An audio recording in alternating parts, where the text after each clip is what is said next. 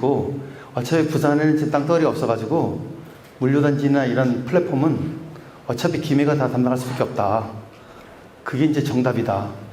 그런데 이게 얘기한 이유는 이게 그 플랫폼, 디지털 물류 플랫폼이 뒤에 설명을 드리겠지만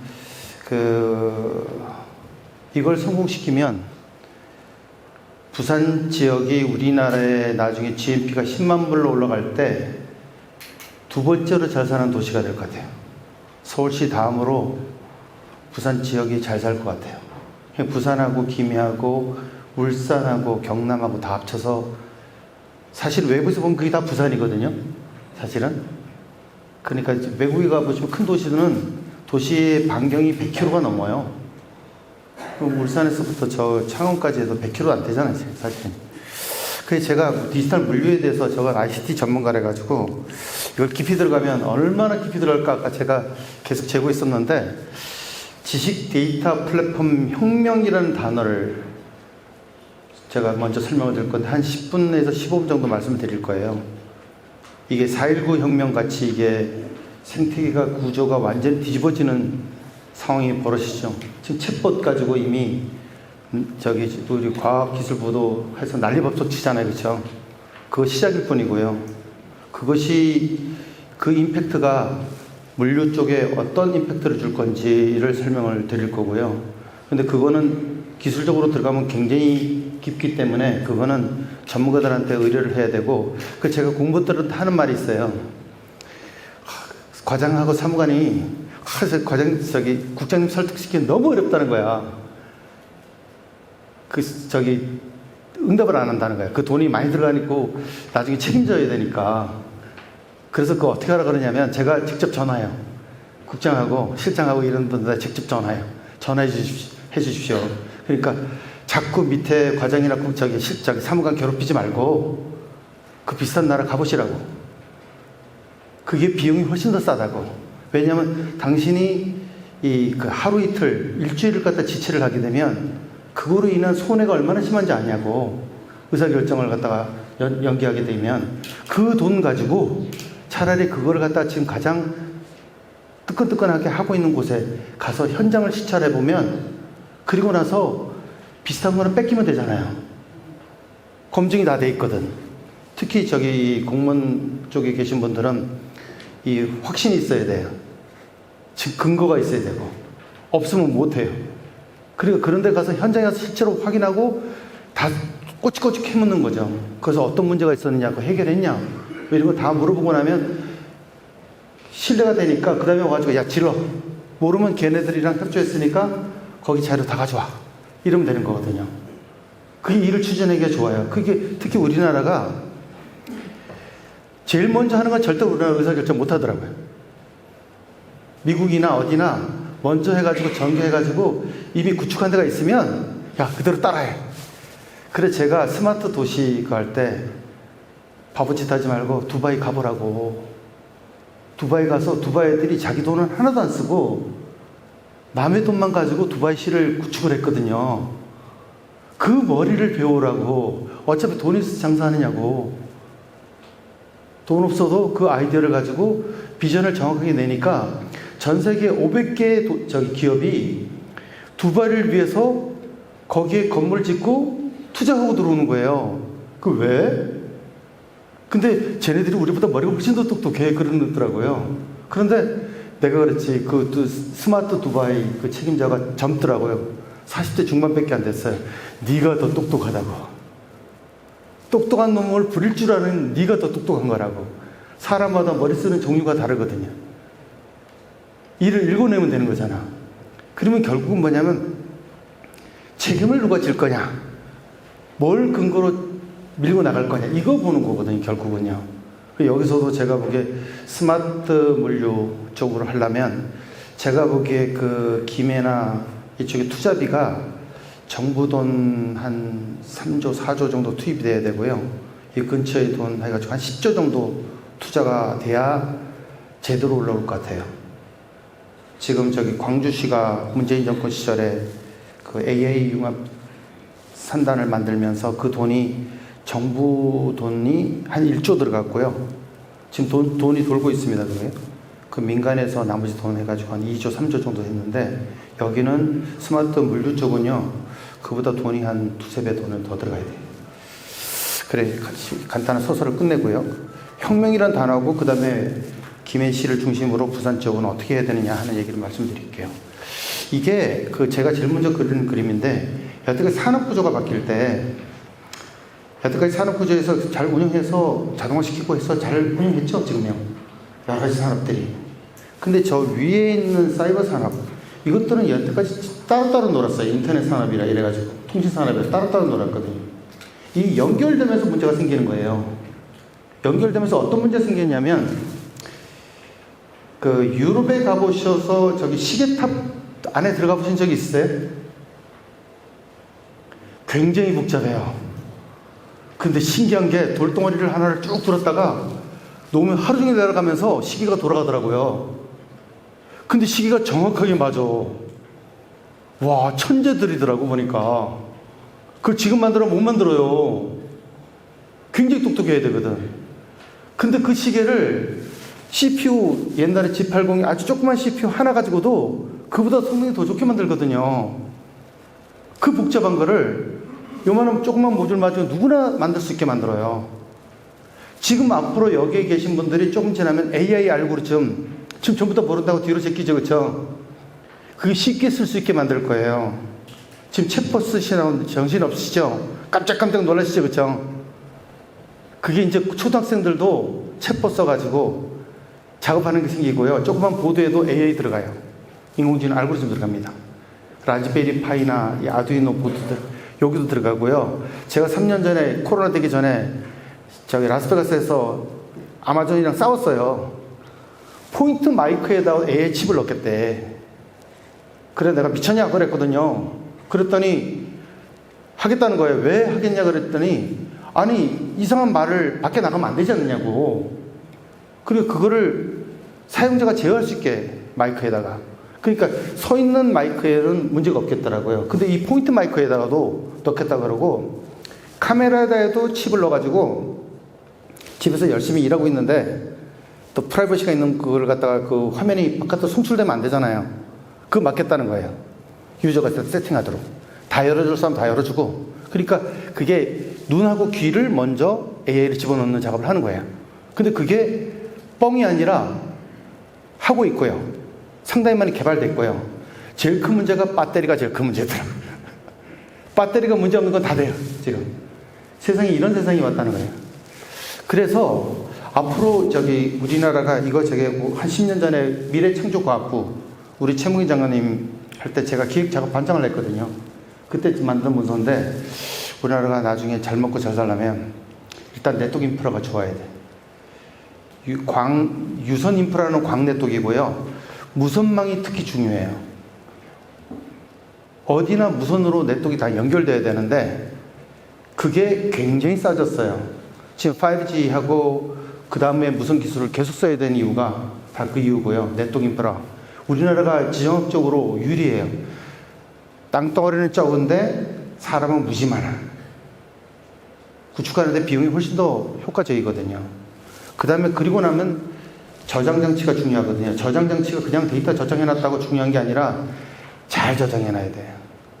데이터 저장해놓고 찾지 못하면요 없는 거하고 동일해요.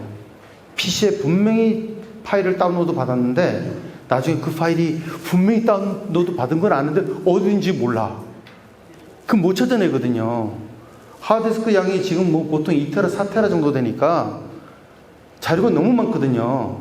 그 이마트 가는데 물건 찾는데 한 두세 시간 걸리면요 이마트 다시는 안 가요. 가면 바로 찾을 수 있어야 되거든. 그런데 이 자료가 내가 필요한 게 이거 내가 필요했는데 바로 옆에 가면 그거 있으면 이것도 옆에 있어야 돼. 똑똑해야 되거든. 이마트 그렇게 물건 팔죠, 그렇죠? 물건 사고 나면 옆에 가면 이것도 사야 돼. 이것도 사야 돼. 난 몰랐는데. 자료가 그렇게 저장이 돼 있어야 돼.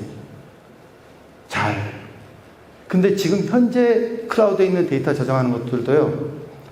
내 취향에 맞게 저장을 잘 해주도록 메커니즘을 만들어 놨어요. 사용법을 몰라서 못 쓰시는 거죠. 그렇죠? 얘기해줍니다. 그 알아라. 공부해야 된다. 그리고 나서는 이제 너의 창의적인 지식이 필요한 거고요. 그래서 이것도 10년 전에 만들어 건데 이거에 그 유럽이나 미국도 똑같은 작업을 하더라고요. 기존 산업 구조가 네트워킹 기술과 컴퓨팅 기술을 받아가지고 산업 구조가 완전히 뒤집어진다 하는 얘기예요. 이 자료는 저희들이 그때 미래창조과학부를 만들면서 한 것뿐만 아니라 미국 쪽에 MIT 쪽하고 유럽 쪽에들이 다 똑같은 작업을 하더라고요. 그래서 그 보고서들이 지금 찾으시면 다 있어요. 어떤 식으로 스텝을 밟아야 되는지. 거기에 핵심이 미국은 NIT라고 부르더라고. Networking and Information Technology. 오바마 대통령 때 그 작업을 한 거고요. 그래서 미국이 50년 패권을 유지했는데 앞으로 지속적인 패권을 유지하려면 어떤 짓을 할까요? 그 총대장이 전에 구글 CEO였던 에릭 슈미츠가 대장이 돼가지고 푸에르토리코에서 모여가지고 150명이 모여서 그 기획 작업을 해가지고 리포트를 근데 미국이 와 놀랐더라고요. 그런 게 핵심 기획 작업하는 전략 보고서를 공개를 하더라고요. 그래서 내가 무슨 자신감에서 이걸 공개를 하느냐고. 미국이 지금 중국을 어떻게 때려야 되는지 그 보고서를 공개를 해요. 이게 무슨 자신감이? 이건 원래 기밀 전략 자료잖아요. 근데 그걸 공개했다는 건, 야, 제가 어떤 자신감에서 중국도 그거 공개된 자료를 보고, 야, 우리는 어떻게 대응을 할 거야? 이렇게 하는 거, 이게. 놓고 싸우는 거야. 전략을 다 까고 싸우는데, 까는 이유는 못 이기니까. 그렇게 해서 우리가 확실히 이길 수 있으니까 까는 거야, 자료를. 무서운 나라예요, 미국이. 근데 중국도 굉장히 무서운 나라입니다. 제가 중국 정보를 너무 많이 알고 있어가지고. 그래서 미래의 생태계를 뒤집을 기술들이 사물 인터넷 기술하고 클라우드 기술하고 데이터라고 불러요. 확실한 건 이 세 개 기술이요. 전에는 좀 우리가 뭐 생태계에 좀 도움 주겠지? 그거 쓰면 좋아? 뭐 이렇게 얘기하다가 지금 뭐라 그러냐면 이 세 개가 하나하나 기술이 생태계를 완전 판을 갈아엎어버리는 놈이네? 이런 정도로 협박감을 느끼는 거예요. 사물 인터넷은 뭐냐면요. 어떤 공장이든 어떤 곳이든 시설 관리를 하려면 감시하는 센서가 있으면서 모니터링하고 제어하고 이런 것들이 다 만들어 놨어요. 공장 자동화나 그 업무 자동화나 할 때. 근데 그거를 IoT라는 게 뭐냐면 똑같은 걸 하는데 우리는 그보다 100분의 1 정도 싸. 근데 그거 센서만 들고 되냐? 소프트웨어 있어야 되잖아. 운영 관리를 어떻게 할래? 뭐 알아야 면장하죠. 그게 다 준비되어 있거든. 근데 그게 공짜야. 그러니까 어떤 상황이 뭐냐면 소프트웨어도 공짜고 하드웨어도 거의 똥값이고 그런데 돈은 어디서 버나? 이 구축하는 사람들 다 고민이 뭐냐면 그럼 돈은 어디서 벌어? 과거처럼 돈 버는 방법이 틀려져요. 구글이 왜 지메일을 공짜로 줍니까? 그러니까 비즈니스는 여기서 하고 돈은 다른 데서 버는 거예요. 그걸 갖다가 지금 경영하시는 분한테 물어보니까 이건 공유경제도 아니고 새로운 경제래요. 연구 대상이라고 그러더라고. 그 다음에 클라우드는요. 앞으로 모든 것은 클라우드에 담겨야 돼요. 옛날 전산 시스템. 전산 시스템도 클라우드라고 바꿀 수 있어요. 전산 시스템을. 근데 전산 시스템은 그 목적을 위해서만 딱 쓴 거고요. 클라우드는 어떤 느낌이냐면 원래 전산 시스템 설계하고 나면 제일 골치 아픈 게 뭐냐면요. 야, 죽으면 어떡해? PC 죽으면 어떻게 되죠? 다 날아가요. 그쪽에 자료가 얼마나 비싼 자료가 들어있는지도 모르는데 다 날아가고 업무가 마비돼. 회사 같은 경우 서버 죽으면 회사 업무가 다 마비돼요. 그동안 저장했던 금융자료나 이런 거 다 날아가 버리면 어디서 복구합니까? 전산 시스템 기본은 백업이에요, 백업. 근데 원래 백업 해본 사람은 알지만 2번 백업 해가지고 안 돼요. 2개 다 박살나는 경우가 많이 당하거든요. 전원이 한 번에 나가면 쇼크가 들어와서 둘 다 죽어요. 그 서지가 들어오면 시스템 죽을 때 같이 죽어버리거든요. 하나는 멀리 떨어져요. 멀리. 우리나라 그 국가정보센터가 지금 대전에도 있지만 대구에 있고 광주에 있고 그래요. 세 군데 그것도 모자라가지고 지금 공주에다가 또 백업센터 넣어놨어요. 왜냐면 우리같이 시스템 많이 해본 사람들은 시스템 안전할 거라 믿는 거 믿는 사람이 바보예요. 클라우드 데이터 센터 전산 시스템 하려면 그거 죽으면 어떻게 될 건지 운영하는 놈은 그냥 운영해요. 죽으면 사장님이 책임지겠지 뭐. 이러는 거예요. 백업해야 되거든요. 백업 어떻게 할 거니? 이 클라우드가 그게 제일 잘 되게 돼 있어요. 그 다음에 용량이 확 늘었다 줄었다 이거죠. 지난번에 질병관리청 백신 그 코로나 접수한다고 서버 다운되고 난리 벌써 쳤죠. 그쵸? 근데 그렇다고 용량 황작 증설할 수 있느냐? 증설 못해요. 증설을 하면 할 수 있어요. 왕창 증설하면. 그 평상시에는 1%도 안 되거든, 가용도가. 평상시에 톡톡 놀고, 그 1년에 그 딱 한순간, 하루 이틀을 위해서 그 서버를 증설해 놓는다? 미치는 사람이 되는 거죠. 그럴 수가 없는 거예요. 그 대부분 그 전산 시스템을 갖다 놓으면 가용도 생각해야 되는데, 운영 잘해야 되죠. 그거 어떻게 해요?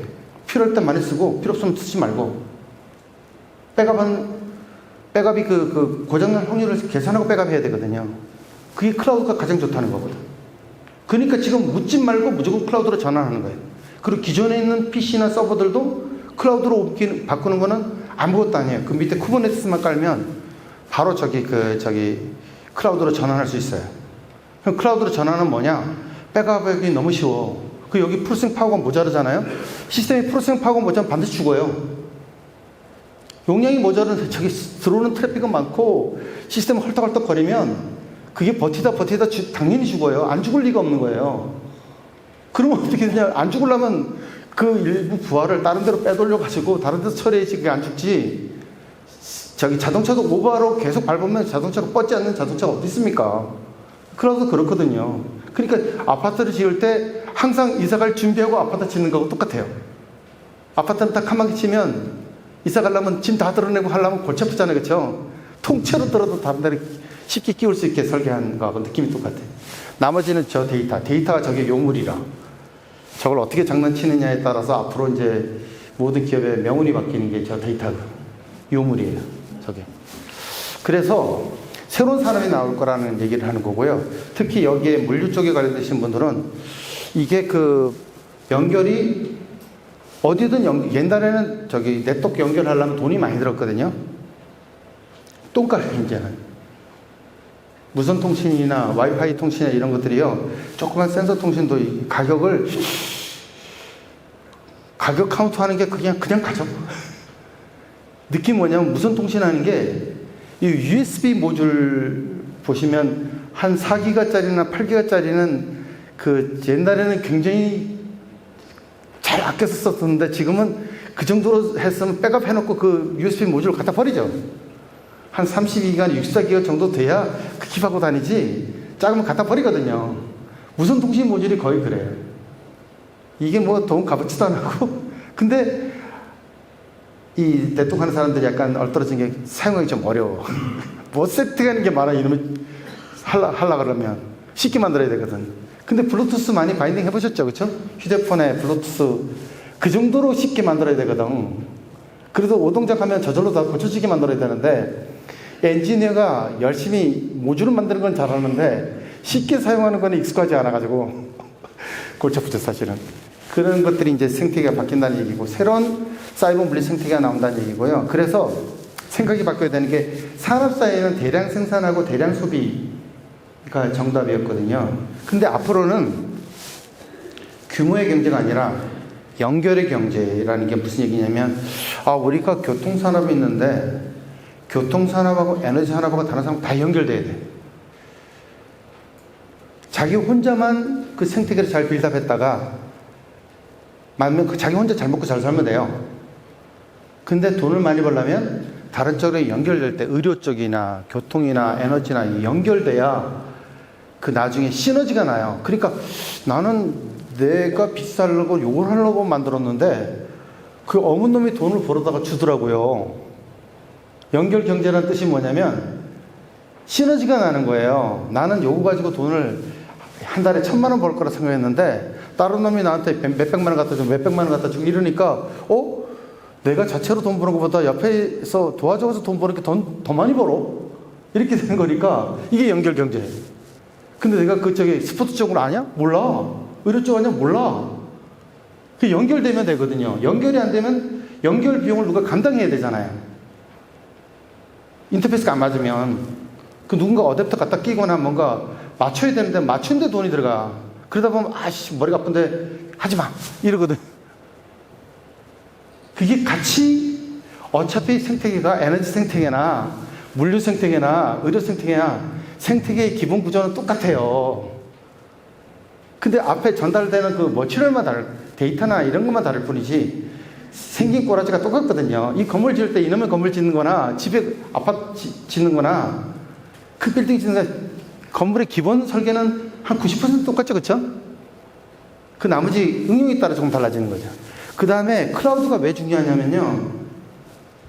지금은 왜 중요하냐면요. 클라우드를 옛날에는 전산 시스템을 갖다가 여러 가지 소프트웨어를 많이 올리기 위해서 했다 그러는데 지금은 클라우드를 왜 클라우드를 구축하려고 그러세요? 그러면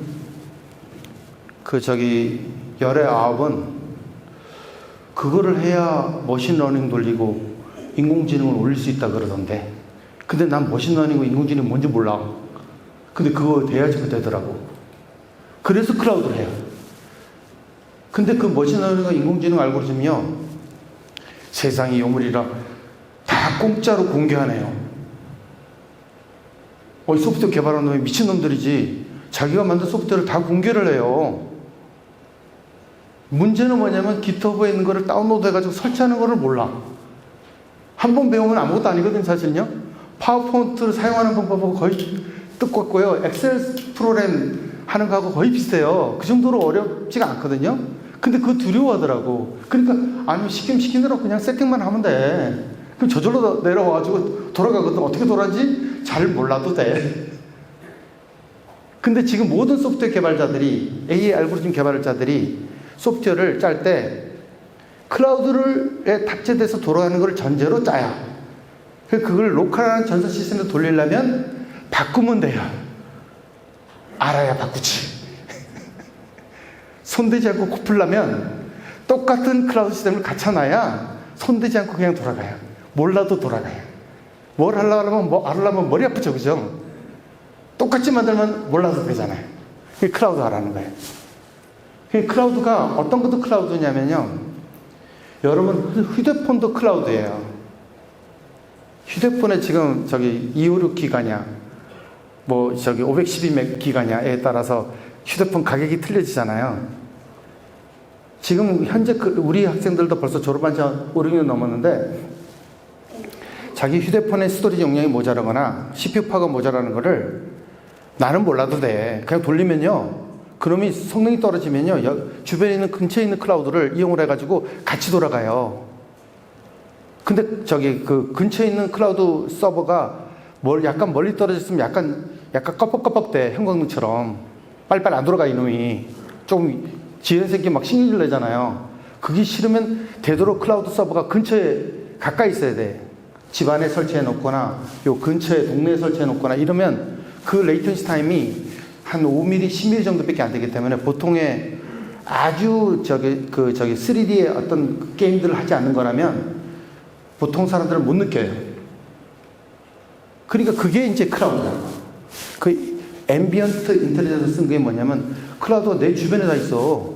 그리고 AI 알고리즘 내 휴대폰에 넣을래? 안 넣어도 돼.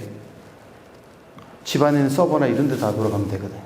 근데 지금 현재 집안에 있는 서버나 근처에 있는 회사에 있는 서버나 이런 것들이 앞으로는요,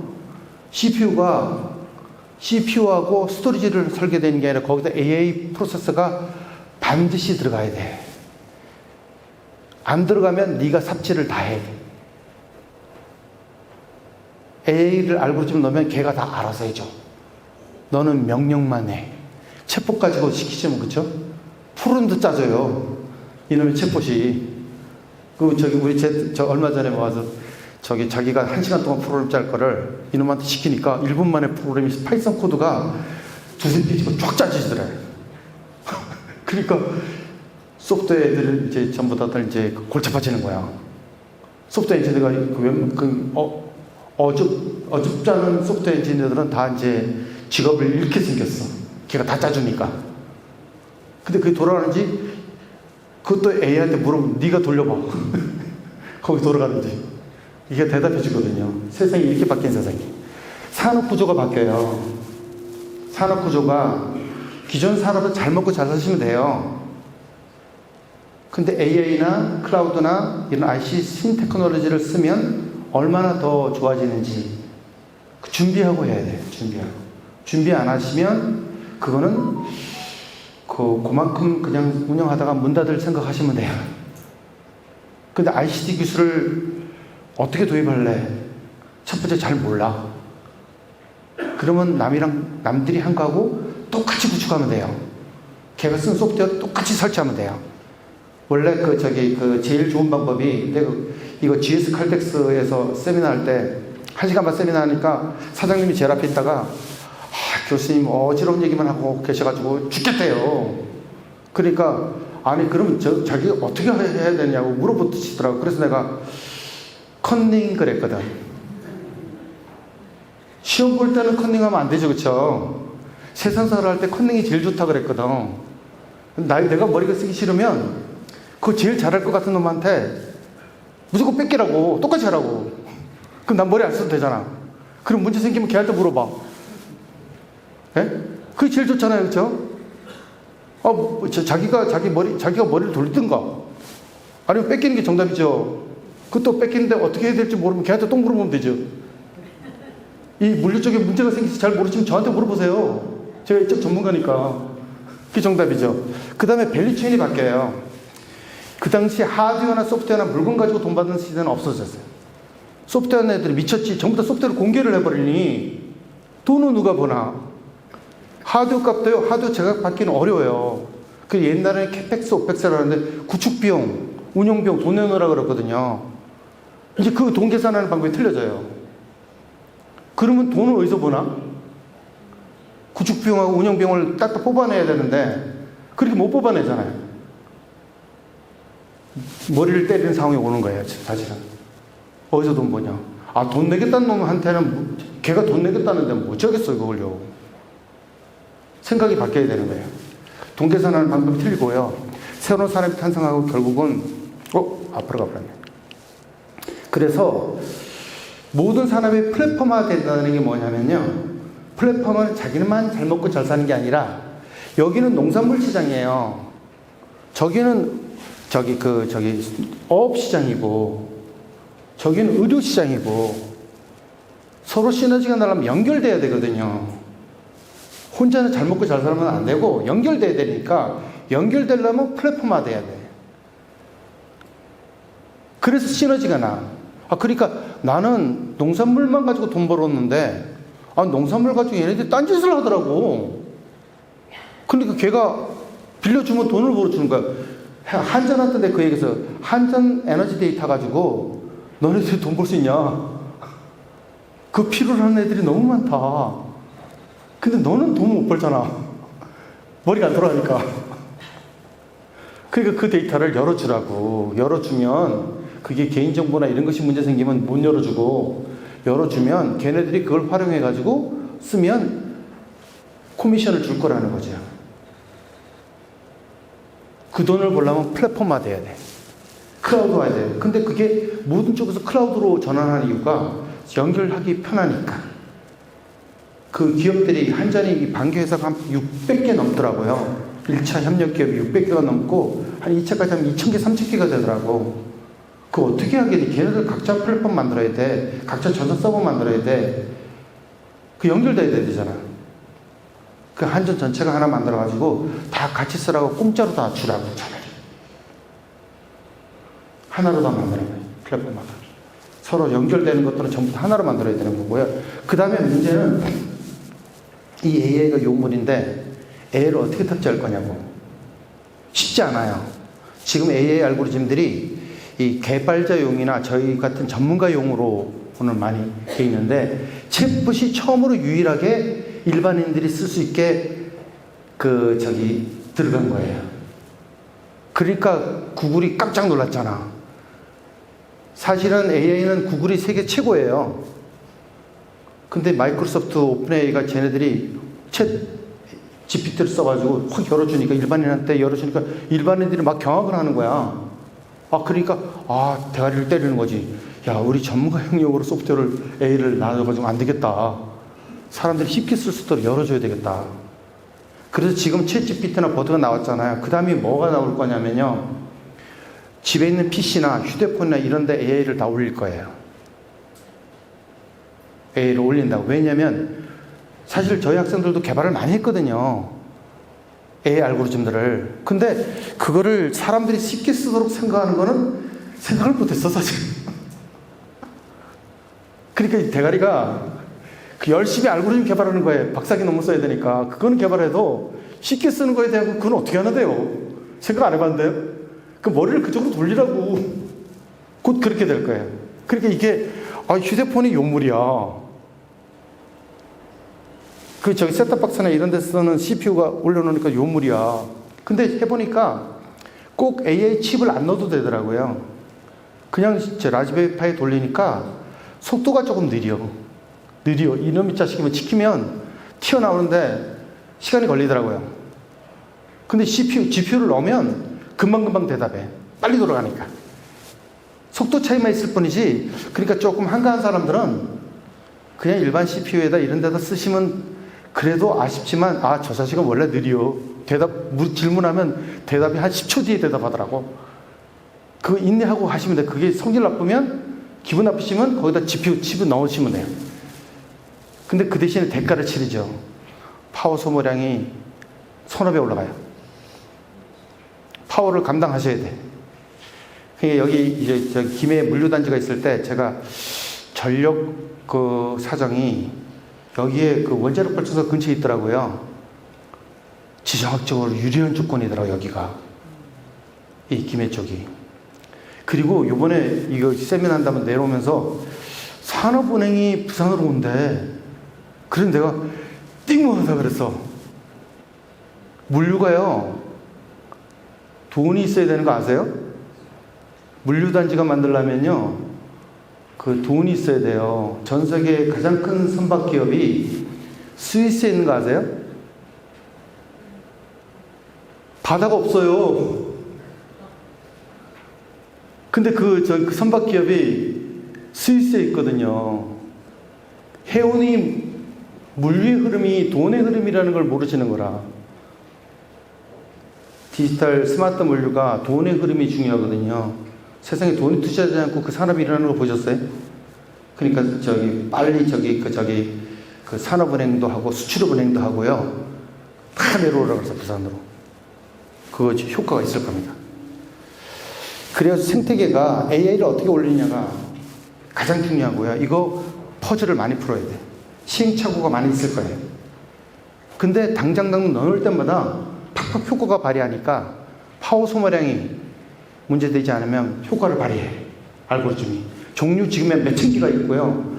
검증이 끝난 AI 알고리즘이 한 1000개가 넘어요. 그러니까 모든 필드 테스트 다 끝난 AI 알고리즘이 1000개가 넘고 그 당장 가져서 써도 아무 문제가 없는 것들. 그 다음에 그 생태계들이 센서들 무지 많이 갖다 박아놓거든요. 현재 작년 말에 라스베가스 갔을 때 아마존이 자기네 아마존 클라우드에서 바인딩 돼가지고 제어하는 사물 인터넷 IoT 센서가 140빌리언이라 그랬으니까 1400억 개 센서를 아마존 클라우드로 직접 제어를 한대요. 자기네 그 협력 기업 500개 기업이 전 세계에서. 인간 몸이 센서 덩어리라는 거 아세요? 인간 몸은 전체가 센서 덩어리예요. 센서 덩어리 뇌가 그걸 제어하면서 사람이 인텔리전트한 작업을 하는 거죠. 그러니까 이런 건물이나 자동차나 센서만 갖다 달아놓으면 이놈이 똑똑해지는 거죠. 센서 많이 달아놔야 돼. 센서는 많이 달면 달수록 그 대신에 파워 소모량이 심해. 감당해내야 되지, 그 부분은. 그래서 모든 PC나 스마트폰에 어떤 집에 있는 서버들이나 이런 것들은 전부 다 AI 칩을 넣을 거고요. AI 칩을 넣을 수밖에 없어요. 왜냐면 네가 다 해. AI 칩을 넣으면 시키는 거는 자동화 돼. 그 세포트한테 훈련시키면 훈련된 거면 잘하죠, 그렇죠? 세포트를 처음에 새끼 세포트를 사면 한 4-50만 원에 사가지고 훈련시키면 세포트가 얼마나 되는 줄 아세요? 맹인 안내견 얼마 되죠? 1억이 넘어요. 군경 세포트 5천만 원이 넘어요. 20만 원, 30만 원짜리가 그 갭을 이해를 하세요? 그래, 똑같은 얘기를 내가 뭐라 그러냐면 현대자동차가 곧 몇 시야? 5년이나 10년 내에 나올 거예요.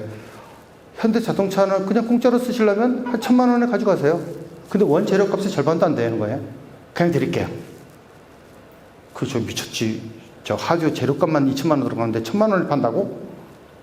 근데 현대자동차 그 다음 얘기하는 거예요. 근데 말입니다.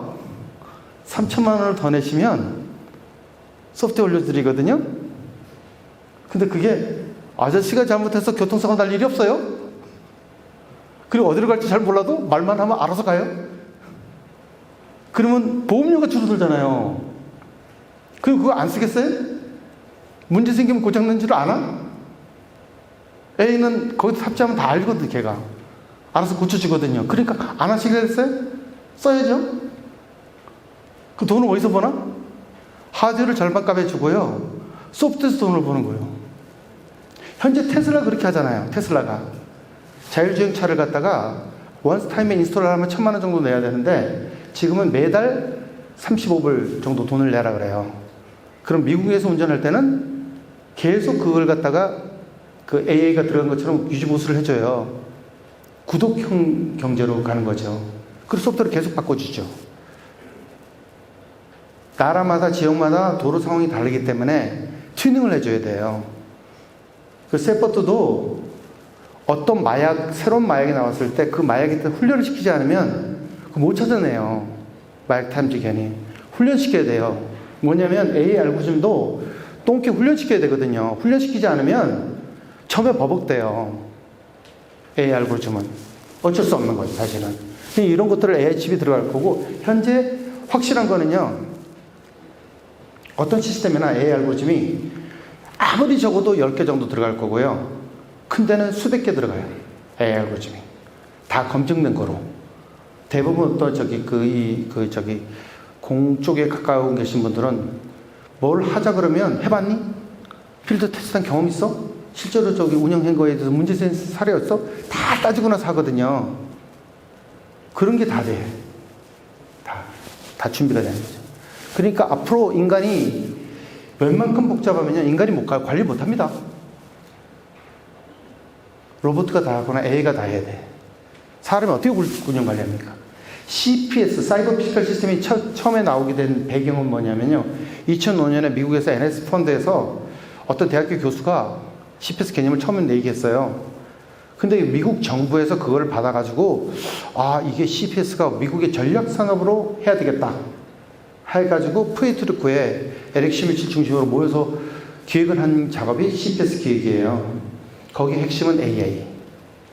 거기에 그게 뭐 때문에 그러냐면 전쟁을 할 때는요, 사령관이 병사 40만 명, 전투기 몇백 대, 항공모함, 이걸 전체로 코디네이션해서 전쟁을 하는 거, 아무리 사령관이 똑똑해도 밑에 부하들이 빠릿빠릿해도 못하거든요.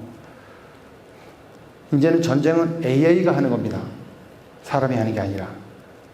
그래서 전 세계에서 국방 쪽에 AI가 제일 많이 연구하고 있어요. 미국, 중국. 우리나라도 국방 AD 쪽에 저희 똑똑한 AI 하는 분들이 참여를 해주죠. 전투를 AI가 하는 거예요. 사실은. 그래서 이걸 갖다 실제로 시뮬레이션을 하니까 그 AI가 장착된 전투 장비하고 AI가 없는 거하고 옛날에 전쟁을 할 때 보면 전력 격차가 5대1 돼도 전략을 잘 세우면 5대1이라도 이기잖아요. 근데 AI가 장착된 거는 100대1이라도 이긴다는 거예요. 100대1. 그 대신에 뭐가 좋아야 되느냐면, 레이더가 좋아야 되고요. 통신 장비가 좋아야 되고, 거기에 오류가 있으면 전쟁을 제대로 못해요. 거짓 데이터가 올라오면. 전쟁을 못하죠, 그쵸? 그것만 레이더 기술이 더욱 중요해지고, 통신 기술 더욱 중요해지고, 그것만 하면 AI가 뛰어난 놈이 이긴다. 그래서 미국이 중국을 두들기는 이유를 아십니까? 그 기밀 자료를 다 빼갔거든. 미국의 기밀 자료를 스파이짓 해가지고 중국이 다 빼가지고 칼침을 넣는 거야, 지금요. 에? 근데 네트워크 기술은 중국이 미국보다 훨씬 더 세거든요. 중국 애들이랑 맞짱 뜨는 저 무선통신 기술은 한국이에요. 한국이. 우리나라가 저기 무선통신 기술에서 세계 넘버원이라는 거 아시죠? 근데 중국이 더 이긴지 우리가 더 이긴지는 잘 모르겠는데 하여튼 그 정도 레벨입니다. 근데 미국이 우리나라를 중요하게 생각해. 반도체만 중요한 줄 아세요? 통신도 중요합니다. 전쟁할 때. 그래서 두 번째가 뭐냐면요. 학습 경험을 축적시켜야 돼요. 이게 왜 그러냐면 전투기 조종사 하나를 키우려면 3년 정도 훈련시켜야 되잖아요. 근데 초보자도 10분만 훈련을 받으면 헬리콥터를 운전할 수 있어요. 지금 자율주행차를 어떻게 이해하셔야 되냐면 너가 바보짓해도 내가 운행하고 갔는데 사고가 안 나. 예? 그 다음 되면 뭐죠? 너가 바보짓해도 헬리콥터 운전하는데 사고가 안 나. 나도 10분만 훈련받으면 KTX 운전할 수 있어. 예? 지금 저기 이미 그 인천공항 같은 데는 조종사가 쓰러져도요, 관제사가 조종해서 비행기 내립니다. 관제사가 내려요. 아까 CPS 얘기했죠. 전투기 조종할 때, 그게 거기에 사람들이 그 저기 함정을 조종하고 전투기 조종하냐고요. AI 알고리즘으로 그게 다 운영을 하기 때문에 전투기의 대부분은 그 사람이 조종하는 게 아니라 AI가 90% 하고 조종사는 명령만 하는 거예요. 전력만 잡는 거예요. 그게 자율주행차가 왜 무서우냐면 그게 시작되게 되면 모든 시스템이 그렇게 되거든. 제어해야 될 것들 그거 사람이 제어하는 것들은 느려요. 빨라요. 5초. 5초 내에 벌써 사건 터질 거 다 터지거든요. 문제 생기는 거는. 대부분 그래서 이거 1ms 가지고 싸워요. 1ms 가지고. 어떤 거는 근데 저기 전력 쪽은 보니까 보통 10mm 정도면 잡히더라고. 문제가 없더라고. 근데 크리티컬한 건 1ms에 그 잡아야만 된다. 근데 지금 현재 1ms는 안 돼요. 지구상에서. 파워가 엄청나게 강해야 돼. 그래서 그 근처에서 왔다 가는 시간만 하더라도 벌써 몇십 ms 걸리기 때문에 되도록 근처에 있어야 되고 결국 현장 장비 속에 AI 칩을 넣을 수밖에 없어요. 세상이 바뀌는 원리를 하는 거죠. 그래서 데이터가 이게 요물이라. 그래서 인간이 만든 기술 중에 가장 위험한 기술이 핵무기 제조 기술, 핵폭탄 기술이죠, 그렇죠? 그 원자력 폭탄을 만들기도 하지만 그게 방사선 치료하는데도 효과적이죠, 그렇죠?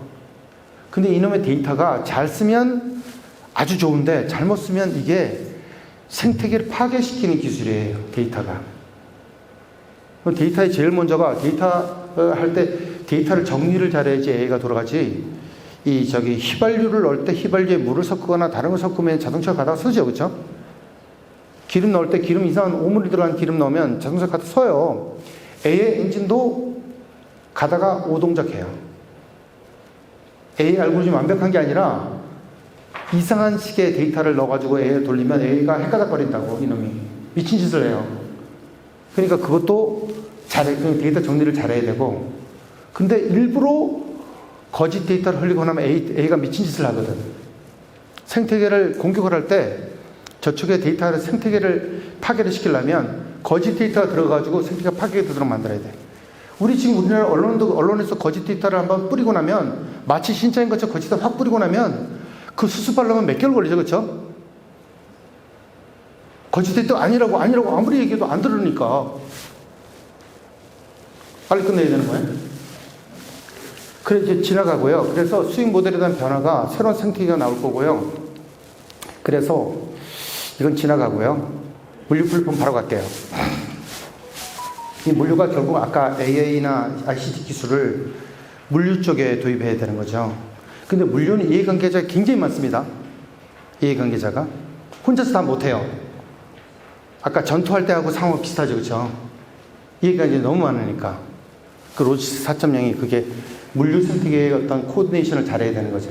그거 잘못하면 어디에 적체가 돼가지고 뭐 저기 그 적체되는 곳에 공간도 없어가지고 난리법석치고 이런 상황이 벌어질 수밖에 없어요. 결국 물류 플랫폼이 전 세계적으로 물류 플랫폼이 제일 잘 돼 있는 나라, 우리나라는 많이 약해요. 부산도 그 개념이 별로 없고, 부산이나 김해 쪽에서는 물류 플랫폼에 대한 핵심 전략 보고서를 잘 한 번만 만들면 확실하게 만들어지고 그거에 대한 논리를 정확하게도 그 다음에 두 번째는 문제냐면 거기에 투자비에 대한 분석을 할 때 여러 가지 경우 수가 있잖아요. 아, 돈이야 많으면요 뭐든지 하죠. 그렇죠? 돈이 없으면 돈이 없는 대로 어디부터 투자를 할까요? 하는 건 사람마다 달라요. 어떻게 돌아가든 그 길로 가기만 하면 되는 거죠. 그렇죠? 투자에 따라서 분석이 달라지니까. 그런 것들은 잘하면 된다는 거고, 우리나라 물류 계획들도 그거에 따라서 코디네이션 해야 되고, 그리고 우리나라 알아셔야 되는 물류가 그 싱가포르 항에 가보시면요, 물류가 다 저기 싱가포르 내부에 소비되는 게 아니에요. 그 부산항은, 부산이나 김해는 물류가 뭘 전제로 설계가 돼야 되느냐면요, 수출입 물류 있죠. 국내 내부 물류가 아니라 수출입 물류가 전체 70% 이상이 돼야 되는 거예요. 우리나라 국가 물류 산업을 설계할 때 우리나라 내부 물류만 생각했죠. 우리나라 수출로 돈 버는 나라거든요. 외부에 물류를 흘리는 거를 갖다 하려면 중개 역할을 해야 되죠. 중개 역할. 근데 우리나라가 지금 저기 그 지정학적으로 물류가 그 저기 상하이나 홍콩에 비해서 그렇게 유리하진 않아요. 왜냐하면 약간 위쪽에 있죠. 그렇죠?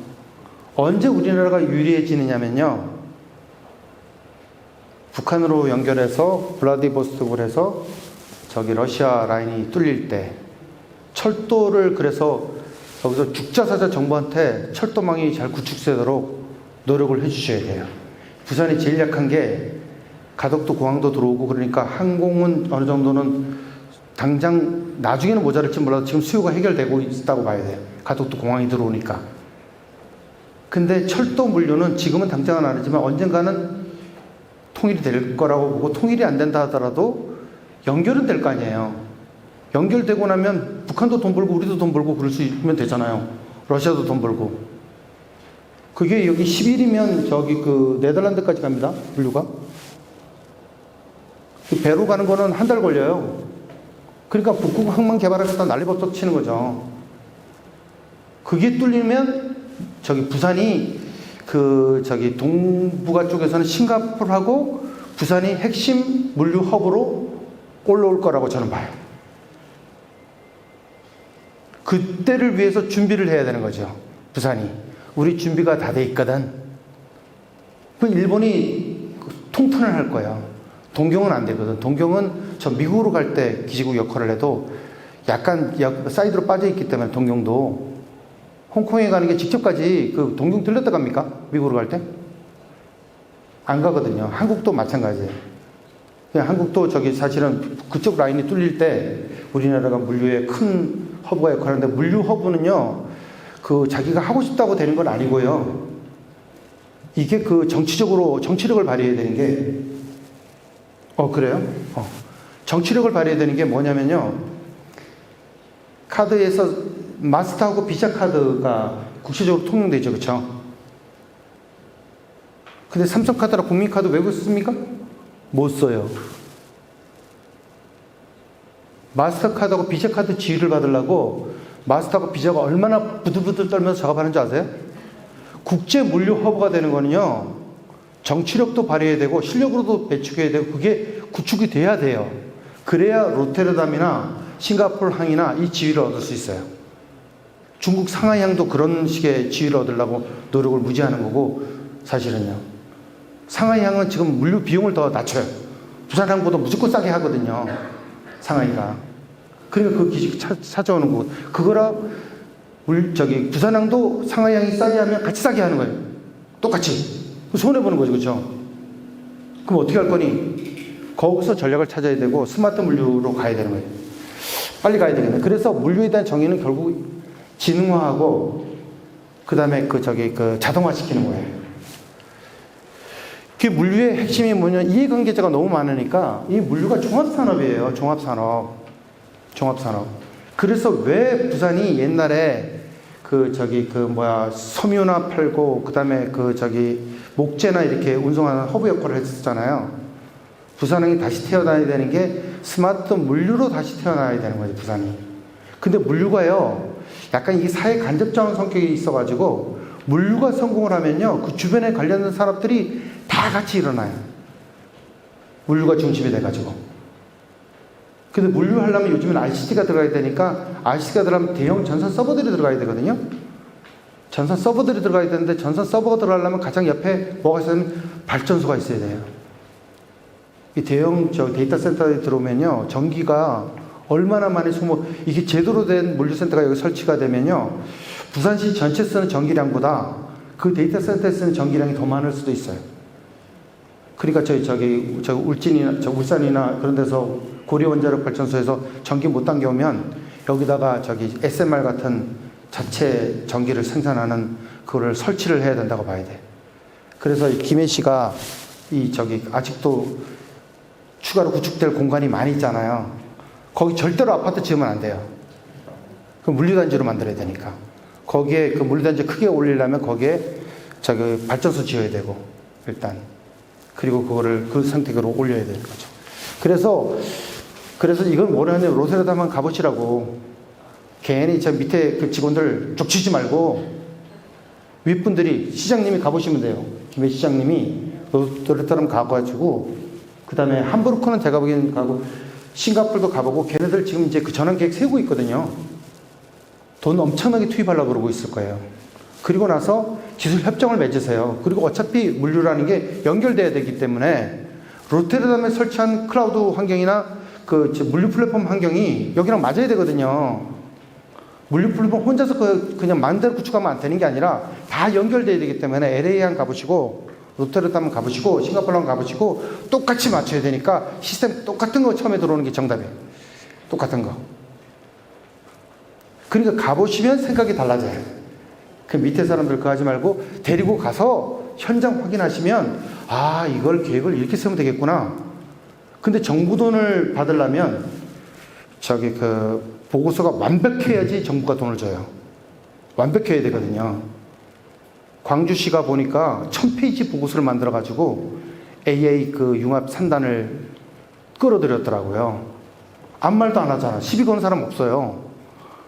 그러니까 부산하고 김해하고 같이 연합해가지고 대형 보고서를 완벽하게 만드시면 그걸 가지고 정부한테 아, 이걸 갖다 구축하는 논리를 들어보면 국민들한테 다 뿌리세요. 그러면 야, 부산이 맞는데?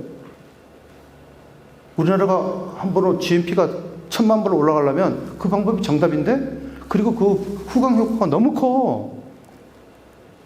스마트 물류 단지가 있어야 울산에 있는 자동차 공장이나 창원이나 이런 데가 같이 커져요. 그 중심에는 물류가 있다는 거예요, 물류. 그래서 그거 가서 우리나라에 대한 국토 양국하는 거는 사실은 약간의 내부에서 소꿉장난하는 느낌이고요. 글로벌로 가야 되고 물류시장이 앞으로 포텐셜이 굉장히 크다는 얘기고요. 그래 부산시에는 이게 제가 사실은 몇 년 전에 보고 나서 여기 물류단지가 제일 적합한 거예요. 여기가 부산이. 우리나라 제2의 도시는 물류도시가 돼야 됩니다. 물류도시가 되면요 주변의 모든 산업들이 같이 일어나요. 유통체인이 완성돼야 그 나머지 사람. 근데 물류 쪽이 데이터가 다 모이기 때문에 인공지능 알고리즘 여기다 넣기가 너무 좋은 거예요. 다른 데서는 못하는 자동화가 여기서 일어날 수 있어요. AI 알고리즘이 적용하기가 딱 좋은 영역이에요.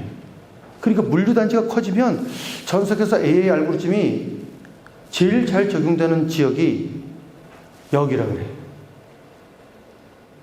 그러니까 광주시가 통탄할 거야. AI는 센터는 우리가 구축을 했는데 AI가 제일 잘 돌아가는 데가 여기라는 거예요.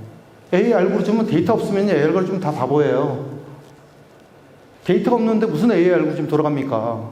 데이터가 다 보이잖아요, 여기. 근데 여기 보니까 이거 보다 보니까 시민시가 아직 그 고속도로가요. 원래 도시 중심으로 라운드로 돼야 되거든요. 라운드가 완성이 안 됐더라고. 그 라운드 완성시켜야 되고요. 철도를 굉장히 강하게 넣어야 돼요, 여기. 물류에서 가장 싼 게 해운이고요. 두 번째가 철도예요. 철도가 너무 약하더라고요, 여기. 일단은 여기서 속초까지 무조건 그 물류를 가는 철도 라인 끌어야 되고요. 그 시간 지나면 KTX 라인도 생기겠죠? 속초까지.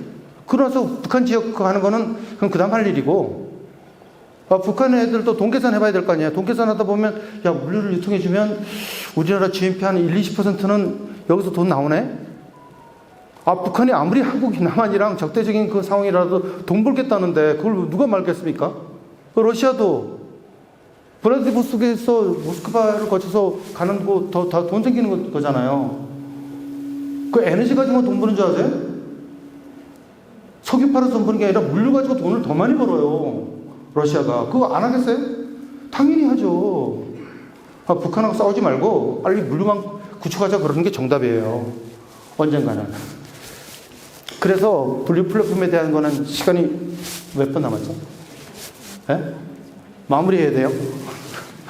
그래서 이 결국은 이 IoT 센서를 많이 박아 넣어야 되는 게, 현재 IoT는 돈이 좀 들어가고 그 지저분해 구축하는데 이거 해야 되고요. 일단은 그래도 해야 돼요. 왜냐면 이거 그 IoT 센서를 갖다 박아 넣는 게 그게 학습하지 않고 완벽하게 자기가 잘할 거라. 내가 이런 거를 갖다가 내가 칼침을 놔요. 의사가 레지던트가 수술을 하는 거를 연습을 했어요. 실제 수술하면 잘합니까? 실수하죠. 실수 안 하고 완벽하게 수술하는 의사가 어디 있어요, 지구상에. 물류만 구축할 때도, IoT만 구축할 때도 버벅대야지, 처음에. 버벅대지 않고 구축을 한 방에 구축하려고 하면 천재를 데려와라, 이게. 10억 주고. 어차피 저 수업료 내야 되거든요. 그 물류 관제 플랫폼은요, 제가 재난통신망 할 때, 해안부에 관제센터 설계하는 거 도와줬거든요. 지금 세종시에 있는 거. 근데 이게 요새 인터넷 기술을 쓰면, 웹 기술을 쓰면요, 스크린이, 극장 스크린 한 서너 개 겹쳐져 있는 스크린하고 휴대폰에 보이는 스크린하고 인터페이스가 똑같아요. 왜냐면 관제센터에 있는 높으신 분들은 그거 보고 어디가 뭐가 되는지 봐야 되지만, 현장 뛰는 인력들은요, 자기 스마트폰 들고 뛰어야 되거든요. 똑같은 상황을 봐야 되거든, 계속. 그러지 않으면 어떻게 그걸 조치합니까? 알아야 조치하지. 그러니까 그 인터페이스가 똑같아요. 물류 관제 시스템이 대빵만한 관제 시스템만 있는 게 아니라 휴대폰이나 각자 패드나 이런 거 가지고도 똑같이 볼 수 있어야 돼. 똑같이 상황을 파악을 하고 조치를 취할 수 있어야만 가능하거든요. 그게 ICT 기술, 현재 웹 기술 쓰면 돼요. 그게. 기술은 다 준비되어 있다. 그런데 누가 그 시설을 구축하기 위해서 건물을 지을 거냐, 스마트시티를 지을 거냐, 그 의사결정은 누가 하죠? 위에서 하셔야 되죠. 그렇죠? 컨센서스 모아야 돼. 그게 한 사람의 컨센서스가 아니라 여기 계신 분들 저희 말을 듣고 집단적으로 소리를 내셔야 돼. 이 언론인들도 경남매일 소리를 내셔야 돼. 그래야 그것이 여론이 모여서 일을 벌일 수 있거든요. 그런데 돈이 필요하대. 돈이 없으면 못 구축하니까. 그 얼마 10조 정도는 들어가야 돼. 뭐 가덕도 공항 조금 덜 짓고 그 돈 가지고 물류센터 지어. 이렇게 되는 게 더 나을 수도 있어요. 그리고 나중에 거기서 돈 벌면 가덕도 공항 증설하면 되잖아요. 그때 가서. 돈 들어간 얘기예요. 돈 들어간 얘기. 그러니까 거기에 물류가 이해관계자가 너무 많으니까 이 다 조율을 하려면 되게 어려워요. 조율하기가. 그건 다 모여서 한꺼번에 해야지. 그래서 한꺼번에 해가지고 그 보고서를 다 해가지고 모든 이해관계자가 수요되는 그 보고서 만들면 시비 걸림 없어요. 그보다 더 완벽한 보고서가 없으니까. 그런데 우리나라는요, 돈을 딸라면요, 완벽한 보고서가 만들어져야 시비를 안 걸어요. 하도 이쁘고 저런 사람이 많아가지고, 완벽하지 않으면요, 온 데서 칼 날래. 광주가 AA 산단 만들면서 잡음이 없었죠. 제가 그 보고서 보니까 완벽하더라고요. 얼마 준비했냐고 물어보니까 2년 넘게 준비했대요. 문재인 대통령이 되기도 전에 준비 시작한 거야. 광주에 쓰는 사람들이 모여서 준비를 시작하니까, 그리고 문재인 대통령이 딱 되고 나니까 확 들이밀은 거지. 스마트 물류에 대해서 김해시가 중심이 돼가지고 부산이랑 경남이랑 같이 해가지고 제대로 된 보고서가 완벽하게 만들어지면요, 거기엔 투자하겠다고 나서는 사람이 나와요. 그리고는 산업은행한테 먼저 찾아가서 부산에 내려온다 그러니까. 물주가 중요하지. 그 말은 아무리 소용해도 소용없다. 돈이 들어가야 되더라고 보니까. 그래서 물류 3단계 구축하는 거는 기술에 대한 부분, 인프라는 네트워크하고 클라우드고요. 위에 AI는 인공지능 분석하는 거는 저거는 저대로 그냥 날아갈 거니까 놔두세요. 그런데 어떤 거는 확실히 기억하시면 되느냐면 끝내주는 사물의 인터넷이나 인공지능 기술이나 이런 것들이 스마트 물류 플랫폼을 구축하게 되면 거기서 별의별 AI 알고리즘이 다 개발돼요. 그런데 AI 하는 사람들이 야 여기서는 필드 테스트를 해볼 수 있어. 효과가 나오거든. 이 AI 알고리즘 개발하는 부분이 현장이 없어요. 실제로 뭔가 테스트할 현장이 없으니까 혼자 AI 알고리즘 만들어 소설 쓰는 거예요. 우리 학교 학생들. 그럼 여기 인제대학교가 지금 스마트 물류 학과를 만든다 그랬잖아요. 걔네들이 최고의 AI 전문가가 됩니다. 왜? 머리는 나쁠지 몰라도 현장 테스트는 우리가 제일 많이 해봤어. 그러니까 그 학과가 최고의 학과가 되는 거예요. 인제대학교에서 가장 큰 학과가 될 거라니까요. 돌리니까 실제로. 넌 해봤니? 혼자 소설 쓰고 앉았지. 난 해봤다고. 이러는 거예요. AI가 뛰어놀 수 있는 땅덩어리가 만들어지는 거죠. 이게. 앞으로 세상은 AI가 휘저온다는 거는 확실히 아셔야 돼요. 그걸 뭐라고 표현하냐면 자동화라고 표현해. 네가 할래? 얘가 다 해줘. 이러는 거예요. 자동화라는 이름이 AI의 이름으로 탈바꿈 한다. 근데 자동화가 아주 똑똑하네. 똑똑한 자동화야. 말귀도 알아듣네. 이러는 거예요. 에? 이놈 AI가. 그거 지금 그 AI를 실제로 하시려면 우리 쿨스에 우리 같이 과제하시는 분이 있거든요. 그래서 필요하면 직원들 우리 학교 우리 레벨 일주일만 보내라고 확실히 뺑뺑이 돌려가지고 어떻게 AI를 탑재하는지 알려서 보내주겠다고. 그 별거 아니거든요. 별거 아니에요. 별로 어렵지 않습니다. 사용법 익히는 거. 엑셀 프로그램에서 펑션 호출하는 하고 거의 느낌이 똑같거든요. 그 정도면 돼요. 지금 현재 AI는 여러분들이 가지고 있는 AI 알고리즘의 거의 한 70~80%는 그 정도로만 엑셀 사용법만 잘 알아도 될 정도로. 그리고 일단 업무 자동화 하시려면 그 코파일럿이라는 거 아세요? 코파일럿. 마이크로소프트가 그 엑셀하고 워드하고 거기다 AI 집어넣는 코파일럿. 그거 먼저 사용해 보셔도 돼. 그러니까 와 놀라버리실 거야. 깜짝 놀랄 거야. 이거로 그냥 그래서 대충 마치고 끝내야 되는 거죠. 그렇죠? 마치고 제가 그래서 저는 사실은 스마트 물류는 잘 몰라요. 깨놓고 얘기하면 물류는 잘 모르는데 이 부산 김해 지역이 물류가 제가 보기에 태생적으로 물류가 올라올 수밖에 없는 산업이고, 그리고 물류가 올라오면 야 우리가 돈을 많이 벌었잖아. 물류 때문에. 지금 자체로 옛날에 클라우드를 만든 업체들이 내가 깜짝 놀랐어. 자기네가 돈 100억 들여가지고 클라우드 플랫폼을 구축을 했거든요. 근데 그 업체가 그걸 버리고 아마존 클라우드에 들어갔다는 거야. 그래서 내가 쟤 미쳤나 그랬거든요. 근데 걔네들이 자체 클라우드가 아니라 아마존 클라우드로 가니까 매출액이 3배가 뛰었대. 왜? 같이 입주해 있는 업체들이 전부 다 우리랑 거래할 업체들이라는 거예요. 아마존 클라우드에 입주한 업체들. 그러니까 인터페이스 잡는 게 전에는 인터페이스 잡으려면 한 일주일, 2주일, 한 달 걸렸는데 인터페이스 잡으려면 반나절이면 끝나더라는 거예요. 인터페이스 잡는 게. 너네 데이터가 바로 나한테 넘어가지고 돈을 버니까. 그러니까 아마존이 그렇게 장난해. 여기 입주하시면요, 당신 말고 옆에 있는 기업들이 같이 시너지가 나가지고 서로 돈 많이 벌어요. 그걸 까니까 아니 자기네가 클라우드로 구축할 때 100억이 들은 거를 그걸 그냥 쓰레기통에 갖다 버리고 100억을 버리고 로스 처리하고 아마존 클라우드에 입주했다는 거예요. 그러니까 돈은 그렇게 버는 거예요. 그게 무슨 뜻이냐면 스마트 물류 단지를 부산 지역에 구축하게 되면요, 현대자동차가 환호성을 지를 거고요. 그 다음에 현대 상선 선박 만드는 데가 환호성을 지를 거고요. 창원공단하고 경남 산단들이 환호성을 지를 거예요. 그리고 나서는 야 한번 큰 판을 벌려보자. 지금 경남 쪽 조금 나 있죠, 그렇죠? 판을 벌리려면 크게 벌리셔야 되는데, 크게 벌리려면 대국민 설득 논리, 투자를 받아야 되니까 그렇게 해서 그 계획서를 쓰면요, 돈이 어디서 오는지 아세요? 우리나라가 10이 오면요, 90이 외국에서 투자비가 들어와요. 국내 기업에서 투자비가 들어오는 게 아니라 그게 두바이 전략이잖아. 두바이 그림 한 장 잘 그려가지고 전 세계 투자의 90%를 두바이 건설한 투자의 90%를 외국에서 돈을 땡겼잖아. 그러니까 그 보고서를 잘 만들면 우리나라 정부에 가서 돈 내놓으라 그러는 게 아니라 우리도 투자할게. 왜냐하면 투자자들은요, 돈 놓고 돈 먹기거든요.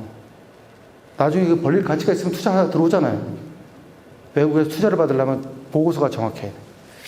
그 작업을 하시라고 김혜 시장님 계시니까 큰 계획서 해가지고 보고서를 작업하면 돈을 왕창 끌어들일 수 있어요. 일단 두바이 먼저 가시고요. 또 로테르담 가시고 싱가포르를 거쳐서 돌아오세요. 이거로 강의 마치겠습니다.